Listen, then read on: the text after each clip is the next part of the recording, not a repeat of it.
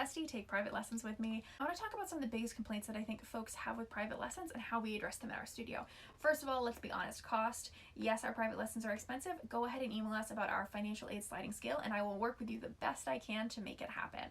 Next, the biggest thing I see, and significantly for like older teens and young adults, is they'll go into private lessons with specific goals and the teacher doesn't want to meet them at those goals. They're really stuck on a specific technique or lesson book and insistent that the student does it one way, but then something else that the student wants to learn that might be actually more useful to them, they'll ignore. Like, say the student is in band and wants to learn to read lead sheets, they're ignoring them and making them do classical.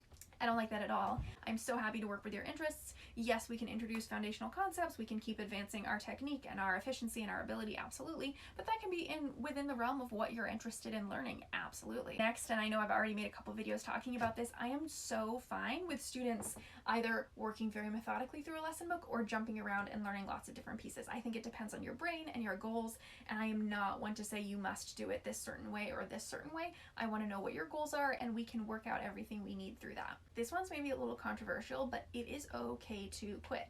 If you're working on a piece for a while and you felt like you've learned all you can, or you're just not like feeling the piece anymore, great. You've learned what you needed to. It's okay to move on. It doesn't have to be totally done, totally complete.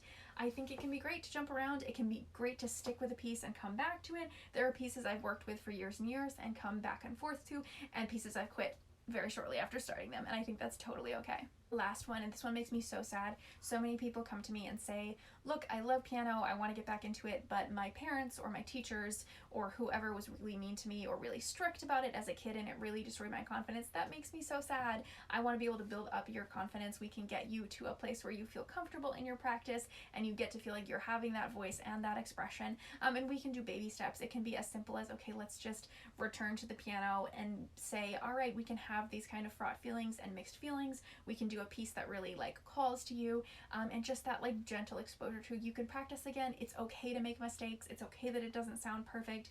Nobody else's input matters. You getting to play your instrument is what is most important.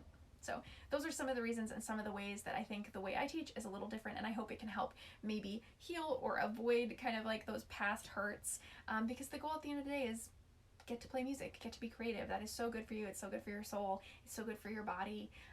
Yeah, I'd love to work with you. Reach out to me. Let's do this.